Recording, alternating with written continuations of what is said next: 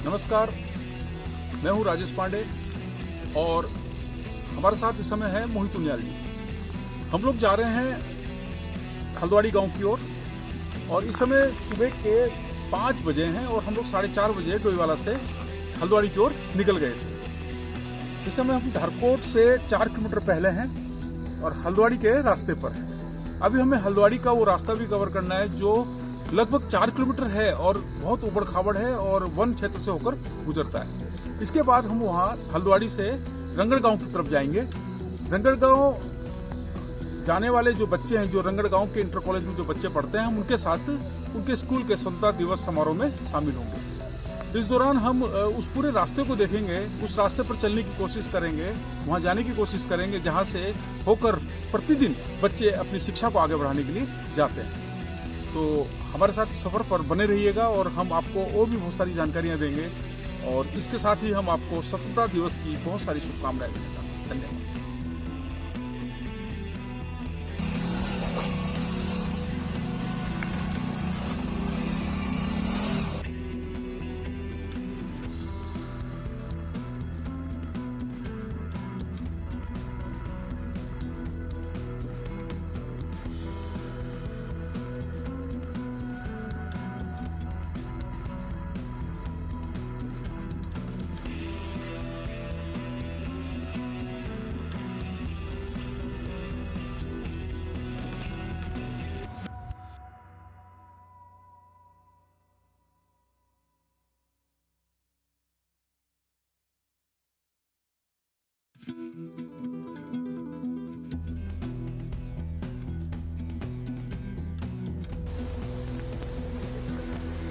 राष्ट्रीय ध्वज लहराते हुए हम स्वतंत्रता दिवस मनाने के लिए रगड़ गांव के सफर पर थे।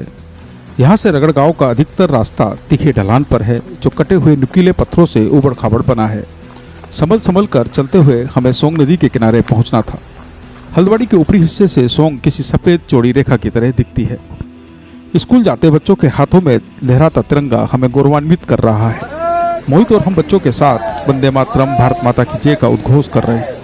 स्वाधीनता दिवस के समारोह में शामिल होने के उत्साह के सामने उबड़ खाबड़ रास्ता, जोखिम भरे गदेरों का तेज बहाव, पहाड़ से पत्थर गिरने का डर और नीचे घाटी में उफनती सोंग का खौफ कुछ भी तो नहीं है। चारों बच्चे सैंडल पहनकर चल रहे थे। मैंने पूछा, इन रास्तों पर तो शूज पहनकर चलना चाहिए। वो बताते हैं गदेरों को पार करने में शूज भीग जाते हैं, सैंडल में दिक्कत नहीं होती, पर सैंडल के साथ दिक्कत यह है कि यह जोंक का काम आसान कर देती है। जोंक पूरे रास्ते पैरों में चिपक कर खून चूसती है। राहुल के अनुसार बरसात के दिनों में 30-40 बार जोंक चिपक ही जाती है। हमारी यूनिफॉर्म पर खून के धब्बे लगना रोज का काम है। जोंक खून चूसने के लिए खाल में छेद कर देती है।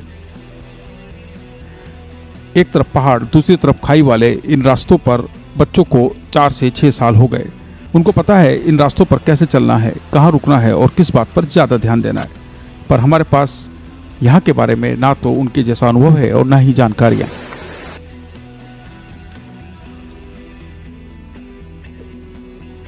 मैं गदेरा पार करते बच्चों का वीडियो बनाने में इतना खो गया, लापरवाह हो गया, पता ही नहीं चला कि कब गदेरे में पड़े एक पत्थर पर पैर रखकर संतुलन खो बैठा।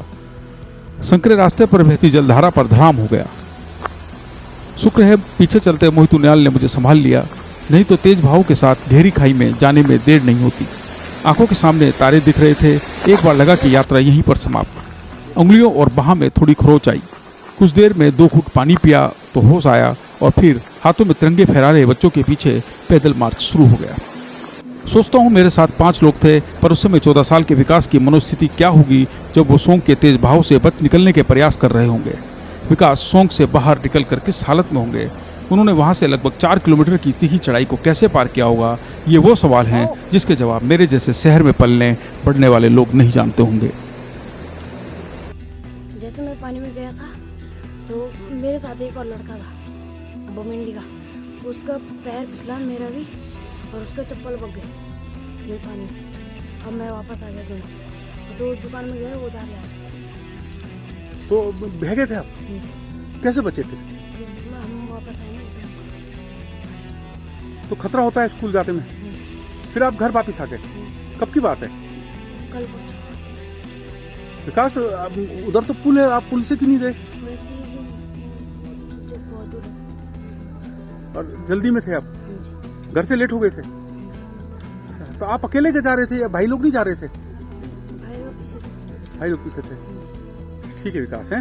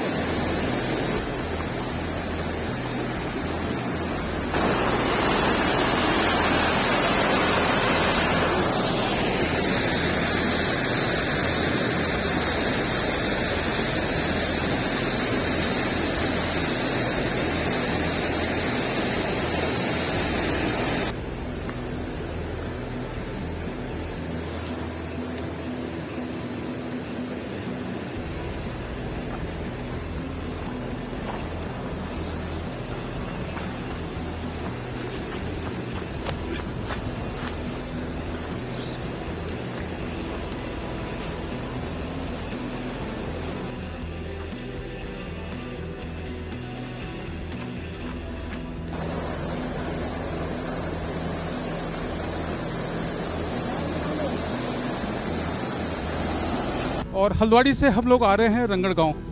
रंगड़ गांव तक आते आते मेरी तो हालत खस्ता हो गई। मैं इन बच्चों के साथ आ रहा हूँ। ये बच्चे रोज़ाना अपने स्कूल आते हैं। इनका इंटर कॉलेज रंगड़ गांव में है। तो अभी हम इन बच्चों से बातचीत करेंगे। बेटा, आपका नाम क्या है? गौरव सोलंकी। कितनी बेटा साहब? यहाँ पे बरसात के टाइम हमें रास्ता नहीं होता और जोंकी भी बहुत होती है और पत्थर आने की बहुत संभावना होती है। कोई घटना हुई ऐसी? बहुत हुई हमारे साथ, जैसे पत्थर से बचे हम बहुत बार। ऐसी घटनाएं बहुत बार हुई हमारे साथ। आप तो सबसे छोटे हैं, आपका नाम क्या है? विकास 10th में। विकास, क्या दिक्कतें आती है बेटा? पत्थर गिरते हैं रास्ते में और जैसे हमें रास्ता नहीं मिलता तो उन्हें हटाना पड़ता है, तब जाना पड़ जाते हैं स्कूल। आपको जैसे कभी कभी ऐसा होता है जब बरसात होती है तो क्या कभी छुट्टी भी करनी पड़ती है? जी, करनी पड़ती। स्कूल तो बारिश में भीग जाते हैं, पूरे गिले रहते हैं बरसात क्लास में। ये किताबें भीग जाती हैं? भीग जाती। तो विकास, क्या पढ़ाई लग रहा है कि मेरी पढ़ाई बाधित हो रही है इस पूरी इतने रास्ते में, इतने संकट वाले रास्ते से होते हुए आ रहे हैं, है ना? तो पढ़ाई बाधित होती है क्या? जी होती। क्या क्या दिक्कत आती है पढ़ाई में? पढ़ाई में कुछ नहीं, बस गीले रहते हैं ना हम, पानी तब नहीं गीले रहते। अच्छा, अगर मैं आपसे कहूँ कि इतनी दूर आने का, स्कूल भी चाहिए, पढ़ना भी है, स्कूल भी आपके घर तक नहीं आ सकता, आपकी नज़र में क्या समाधान आता है कि क्या होना चाहिए? हमें लगता है हमारा ट्यूशन लग जाएगा कि अच्छी सी। टीचर भी यही कहते हैं तो उसमें इतनी दूर से आए तो हमारे आर्मी की तैयारी हो जा रही है, तो यहाँ से आर्मी में जा सकते हो। बहुत अच्छी बात कही है आपने कि आप आर्मी में जा सकते हो और आप आर्मी के लिए ही फिट हो रहे हो। भारत माता की जय।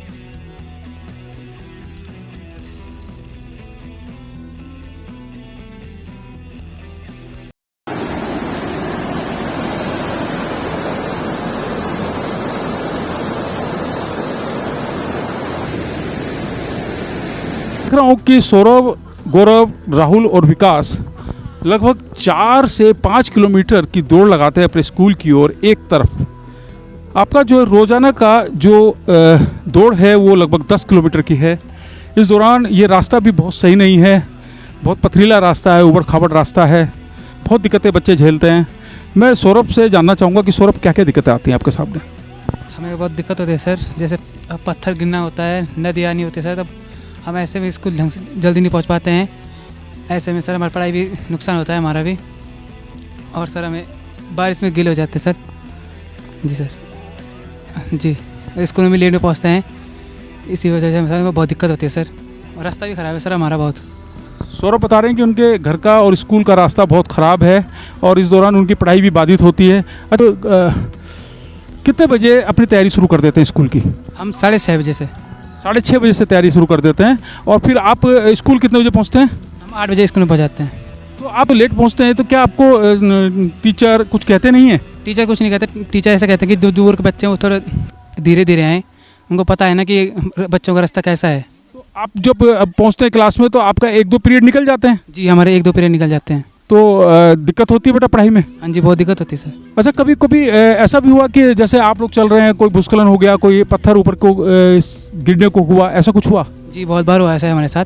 ऐसे हम जा रहे थे एक दिन और ऊपर से पत्थर आ रहा था, वो तो हमने देख लिया, नहीं तो हम फिर भाग गए पत्थर को देख के। फिर आज स्वतंत्रता दिवस समारोह मनाने आप गए थे, बड़े उत्साह के साथ गए थे। क्या लगता है कि 75 साल हो गए हमारे देश को आज़ाद हुए और आज भी जो है बच्चे इतना पैदल दौड़ रहे हैं, पथरीले रास्तों से होकर अपने स्कूल जा रहे हैं, अपनी शिक्षा को आगे बढ़ा रहे हैं, आप क्या कहना चाहते हैं इस पर? हमें पढ़ाई की व्यवस्था होनी चाहिए, ऐसे भी हमें रास्ता भी सही से मिल जाए, ऐसे भी होनी चाहिए।